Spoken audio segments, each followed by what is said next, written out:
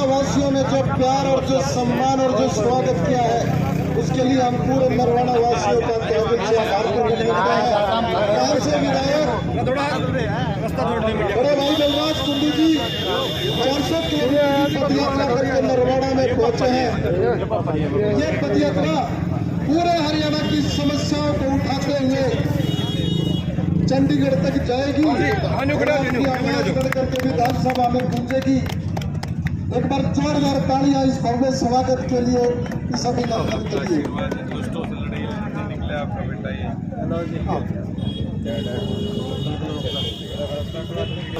Media side में परिवार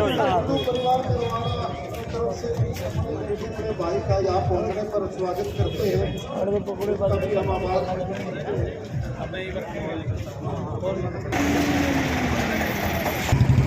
बलराज कुंडू की जन जागृति यात्रा नरवाड़ा में पहुंची है और हिसार रोड पर स्वागत किया जा रहा है। चोर चुक्कों को नहीं जो मलाई खाने के लिए चंडीगढ़ में पूछ मारते रहे और आपकी कभी जिक्र नहीं करी, जिसकी वोट लेकर वो विधानसभा में पहुंचते हैं। नरवाड़ा की कोर्ट में अपने हकों के लिए यहाँ बैठे मेरे किसान तो मेरा वर्ग के मेरे बुजुर्गों, इससे बड़ा क्या दुख हो सकता है कि आज इस अंधी बहरी सरकार में वो किसान का मेरा वर्ग तो धरती का सीना चीरकर लोगों का पेट भरने का काम करता है, वो 13 महीने तो पहले बॉर्डर पर बैठा रहा दिल्ली पर, और आज 10 महीने से यहाँ इस नरवाड़ा में बैठा। ज्यादा कुछ बताने की जरूरत नहीं है, सारी चीज अपने आप में दिखती और बताती है। लेकिन एक बात जो सबसे जरूरी है, जो मैं आपको कहना चाहता हूं कि हमें इस बात को समझना होगा जो हम नहीं समझ रहे। और चौधरी छोटूराम जी जिसको हम अपना भगवान मानते हैं, मैं कोई फॉर्मेलिटी नहीं कर रहा, मैं सीधा ही बातों पे आ गया हूं। चौधरी छोटूराम जिसको हम अपना भगवान मानते हैं, और वो हमारा भगवान, हमने तो बातें सुनी है, देखा तो नहीं उनको। वो ये कह के गया है, ऐ भोले किसान अपने की पहचान कर ले, अपने को पहचान ले। तो मैं आपसे ये कहना चाहता हूं, आप अपने की पहचान ही नहीं कर पाए, जिसकी वजह से दुखी हुए हैं लोग। सबसे जरूरी बात तो ये है मेरे हिसाब से, मेरे सोच, अब समय आ गया है। आज मेरी सरदारी बैठी है यहाँ पे, मैं सबको राम राम प्रणाम करता हूं। आज मैं यात्रा क्यों निकाल रहा हूं? आज मैं यात्रा मैं नांगल चौधरी से चला था, राजस्थान के बॉर्डर से, और यहां नरवाड़ा पहुंच गया हूं। आज 65% लगभग, अगर सीधा क्रॉसिंग का देखे तो 65% सफर मैंने तय कर लिया। 400 किलोमीटर के करीब का सफर मैंने तय कर लिया है। मैं वहां से सुनने लगा था बॉर्डर से, वहां तकलीफ थी कि उनकी सरसों को पाड़ा मार गया, सरसों की फसल खराब होगी, इसमें 50 से 60% का नुकसान था। फिर आगे ना आया दादरी तक समस्या थी, दादरी आगे कलानौर में मैं जुलाना में आया, थोड़ा जल प्रवाह की भयंकर समस्या, हजारों एकड़ जो है वो बनिया बुआरे के पड़ी है, उसमें पानी भरा है। आगे गया तो आगे पाछले किधर जल भराव है, किधर पाछले रपिया का रोड़ा है, किधर सुंडी या लाल गुलाबी बीमारी कपास में लागी, और पीछे जो ना ओड़े पड़े उड़ाएंगे, और यानी किसान की समस्या वहां से लेकर यहां तक किसान की समस्या। लेकिन हम कुछ दिन तो तकलीफ में रहो वहां, और फिर भूल जाए इन बातों में। मैं आपसे पूछना चाहता हूं कि ये राजघराने हैं। आज मैं अपने मुंह से नहीं कहनी चाहिए, मैं भगवान से प्रार्थना करता हूं मेरे हलके में किसी का नुकसान ना हो। अभी भाई जोगेंद्र ने बताया 160-65 किले जल गए, ये मांगे और उसका मुआवजा आज तक नहीं मिला है। तो मैं आपसे कहना चाहता हूं ना, ये कमी किसकी है? ये कमी आपकी है। आप अपने वकील, अपना प्रतिनिधि जो आपकी वकालत करे, जो विधानसभा में पंजा के तान होकर गए, वो अपने लिए तो लड़ रहा है। उसने मंत्री पद नहीं मिला, उसने बड़ा चेयरमैन ही नहीं मिली, उसने मलाई नहीं मिली, वो कभी आपके लिए बोलता सुना आपने विधानसभा में? तो ये कमी किसकी है? ये जो आपको आपकी वोट को लूट लेंगे, जमुना पार का नारा देकर खट्टर भाजपा ने जमुना पार भेजे थे और आज भी आप उनका स्वागत करते हो, बड़े शर्म की बात है। किससे बड़ी शर्म की बात क्या होगी? किसकी कमी है ये? आज भी मैं नरवाना में उचाड़ा में देखता हूं, कल जिसको घुसने नहीं दिया जाता था, जिसका हेलीकॉप्टर नहीं उतरने दिया जाता था, और आज भीड़ की भीड़ देखता हूं। किसकी कमी है ये?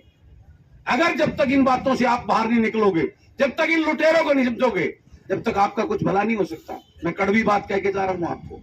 हमें खुद को बदलना होगा, खुद को करना होगा। ये भीख मांगने से कुछ नहीं होगा। धरना देखे 13 महीने में क्या दे दिया आपको? पूरा हिंदुस्तान नहीं, पूरा विश्व देख रहा था। हमने दिल्ली की अपनी राजधानी को घेरे रखा। मैं वहीं होता था, क्या मिल गया आपको बताइए? मैं कुछ नहीं मिला, सिवाय ढकोसले के अलावा कदे राज्य और मारता में मिल गया, कुछ नहीं मिला। और 8-10 महीने से आप बैठे हो, और 4 दिन पहले वो खट्टर मुख्यमंत्री इस प्रदेश का, वो आपके पड़ोस में आके गया है। आपको देना होता था, यहां चल के आता। ये जनता जनार्दन है, ये वोट देती है। जब उन प्रतिनिधियों चुनती है वो मंत्री और मुख्यमंत्री बनते हैं। कहां परवाह है इनको आपकी? आप बैठे रहो, कोई परवाह नहीं है। आपको सजग सावधान, आपको जागना होगा। मेरी जन जागृति यात्रा, हम बट गए एक दूसरे को देख के, हम खुद एक दूसरे के दुश्मन हो गए हैं। हमारे नेता अपनी अपनी दुकान चला रहे हैं। मैं कड़वी बात कह के जा रहा हूं। कौन सा नेता मेरे साथ खड़ा हुआ? मैं नांगल चौधरी से चला था, बताइए आपका कौन सा किसान नेता मेरे साथ खड़ा हुआ? मैं किसान की बात करता हूं, युवा की बात करता हूं। मेरे से बड़ी तो कोई बात नहीं करता होगा। मैंने सबको फोन किए, भाई को भी फोन किया, मेरा फोन नहीं उठाया। मैं कड़वी बात कह रहा हूं। हम खुद बटे पड़े हैं, हमारा कुछ हो नहीं रहा, इसलिए हमारा ये लोग फायदा उठा रहे हैं। इनकी औकात नहीं है राजनीतिक लोगों की। जिस दिन हम इकट्ठे हो गए, आपके दरवाजे पे आके आपके पैर पड़ेंगे, ये वादा करता है आपको बलराज। उसके लिए हमें खुद को बदलना होगा। हमें भीख नहीं, अपना हक चाहिए। और हक के लिए आपको मैं बताना चाहता हूं, आपको वो वकील, अपने वो बेटे जो किसान के बेटे, गरीब मजदूर के बेटे, जो उस तकलीफ को जानते हो, जो आपके गांव में पैदा हुए हो, गांव में पड़े हो, उनको अपना वकील बनाकर विधानसभा में भेजना होगा। ऐसे चोर चुक्कों को नहीं, जो मलाई खाने के लिए चंडीगढ़ में पूछ मारते रहे और आपकी कभी जिक्र नहीं करी, जिसकी वोट लेकर वो विधानसभा में पहुंचते हैं। ये कहना चाहता हूं मैं आपको, ये सब कुछ मिलेगा जिस दिन विधानसभा में 50-60 बलराज कुंडू की सोच के आपने अपने बेटों को अपना वकील बनाकर भेज दिया। वादा करता हूं, किसी को धरने पर बैठने की जरूरत नहीं पड़ेगी इस प्रदेश के अंदर। आज इस प्रदेश में किसान धरने पर बैठा है, मेरा युवा धरने पे, आपके बच्चों की, आपके पोता पोती, दोता दोतियों की नौकरी नहीं है।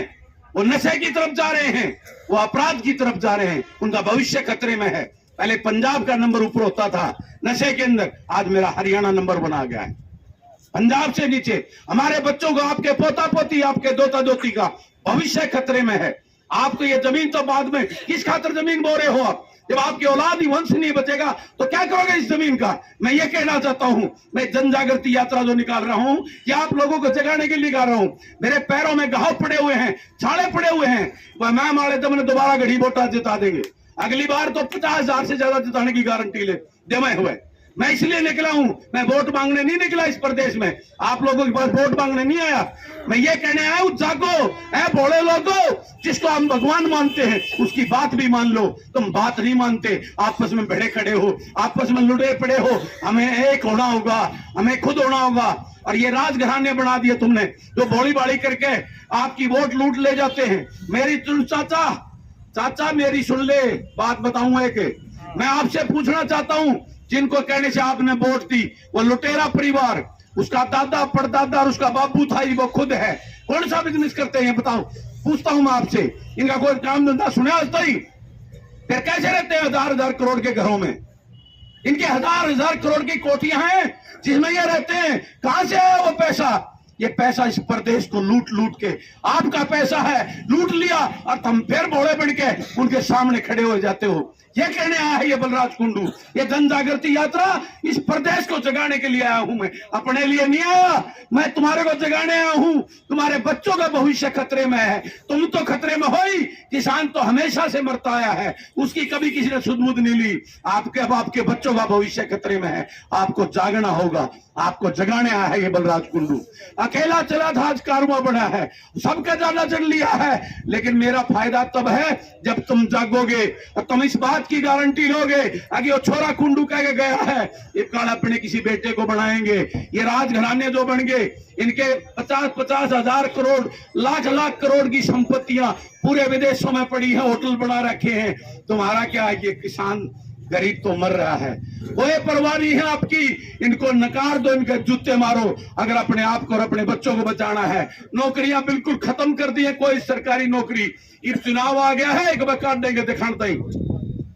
पिछला चुनाव आता जब भी काटी थी नौकरी, अरे फिर काट देंगे तो तुम्हारे को बचाने के लिए और अपने बच्चों को एक बार एक दिखावा करने के लिए आपको जागना होगा, आपको सावधान होना होगा। इसलिए निकला है बलराज कुंडू जन जागृति यात्रा निकालने के लिए। और जिस दिन आप जाग गए, आपको धरना देने की जरूरत नहीं पड़ेगी। आप मेरे जैसे सोच के, बलराज जैसी कुंडू की सोच के 50-60 विधायक 90 हो जाते, फिर कहने के नहीं तो कम से कम 50-60 भेज दियो। उस दिन किसी ने ना युवाओं को धक्के खाने पड़ेंगे और ना मेरे किसान को कहीं धरने पे बैठना पड़ेगा। ये कहने आया है ये बलराज कुंडू। मुझे कुछ नहीं चाहिए, मैं तो आपको आपके बच्चों के भविष्य के लिए जगाने और सावधान करने आया है बलराज कुंडू। जब मेरी बात समझ में आ जा तो सोच लियो, ना सामने लौटती आना, एक बार जरूर सोचियो अगर मैं मारा कुंडू जो कह रहा था वो ठीक कह रहा था, गलत कह रहा था। मेरी तड़प, मेरी टीस, मेरे किसान की। मैं किसान के घर में पैदा हुआ हूं। मैं एक छोटे से जमींदार के घर में 8 किले बांटते मेरे बाबू गांव है, 4 भाई, हम 2-2 किले आए हैं। खेत का हर काम कर रखा, हल तो जोड़ नहीं रखा। गांव में पैदा हो रहा हूँ, गांव के सरकारी स्कूल में पढ़ रहा हूँ। मंडासा मार के एक ट्रक लेके काम शुरू किया था, रात में खुद चलाता था ट्रक को। भगवान ने जब ठीक ठाक दिन दिए, जब निकला था कुछ एक सोच ले गए। मेरे तो खानदान में किसी ने पंचायत मेंबर का चुनाव लड़ने की भी नहीं सोची थी, लड़ना तो बहुत दूर की बात है। मैं इस राजनीति में आया हूं कुछ बदलने के लिए, कुछ करने के लिए। और ये राजघरानों की जो लूट है, जिसे मेरा गरीबी है भोला, मेरा हरियाणा वाला ये गरीब भोला किसान इनकी बातों में आकर इनकी जय जयकार कर देता है, इनकी दुकान चला रखी है। मैं कहना चाहता हूं हाथ जोड़ के, उस चौधरी छोटूराम ने इन लालाओं की दुकान बंद करी थी, आप लोगों ने फिर वो रजवाड़े खड़े कर दिए। इनसे बच लो, ये हाथ जोड़ के आपको कहने आया है बलराज कुंडू। मुझे कुछ नहीं चाहिए, अपने बच्चों के भविष्य के लिए, इस किसान का मेरा वर्ग को जिंदा बचाने के लिए ये कहने आया हूं। और ये बात छोड़ दो, ये कुछ नहीं मिलना, इन धरने पड़ना हमें। 10 महीने में तो घर बैठ के उतना तो जितना होता कि दाढ़ी कर लो, जो फालतू हो जाती। ये अंधी बहरी सरकार को सबक सिखाने के लिए खड़े हो, इनका मूल पालन के लिए तैयार हो जाओ, इनको घर भेजने का काम करो। आज बेरोजगार हमारे बच्चे कर दिए इन पार्टी के नेताओं, गुलामों, जो अपने गुलामों को टिकट देगा आपके बीच में छोड़ देते हैं और आप उनको वोट देकर वहां भेज देते हो। मैंने विधानसभा में देखा है, वो गूंगे बहरे बन के बैठे रहते हैं, सारी एक भी बात नहीं करते। और ये सत्ता पक्ष विपक्ष दोनों चूहे बिल्ली का खेल खेलते हैं, शेरो शायरी करते हैं, सिर्फ फोटो अखबार में छपने के लिए, सारी चिंता के लिए। वहां कोई चर्चा नहीं होती विधानसभा में। ये देख कर उस टीस और पीड़ा को लेकर मैं इस प्रदेश में निकला हूं, इस प्रदेश वासियों को जगाने और युवाओं का साथ मांगने और आपसे कहने आया हूं, इस प्रदेश में व्यवस्था परिवर्तन करनी होगी। ये सत्ता परिवर्तन का खेल, चेहरे बदल जाते हैं लेकिन व्यवस्था नहीं बदलती। आज महंगाई, लूट, भ्रष्टाचार, बेरोजगारी इस हरियाणा प्रदेश में चरम सीमा पर है। इसको बचाना होगा, उसके लिए आपको खड़ा होना होगा और उसके लिए व्यवस्था परिवर्तन। और व्यवस्था परिवर्तन तब होगी जब पढ़े लिखे गरीब किसान मजदूर के घर का पैदा, जो नई सोच का पढ़ा लिखा युवा ऊर्जावान विधानसभा में आपका वकील बन के जाएगा, तब वो व्यवस्था परिवर्तन होगी। यही कहने आया हूं और वादा करता हूं आपकी आवाज को विधानसभा के सत्र में उठाने का काम करेगा आपका ये बेटा। लेकिन अकेला बलराज कुछ नहीं कर पाएगा। एक मिनट, वो चुटाला के पोता ढूंढा, जिन्हें तुम ढूंढोगे ना, वो थारी दावड़ा थरा दोगा दिखेगा, उन्हें थर बाहर कौन जाओ है। ये बात कहता हूं और सोच के देख लियो फिर इस बात में। ठीक है, राम राम।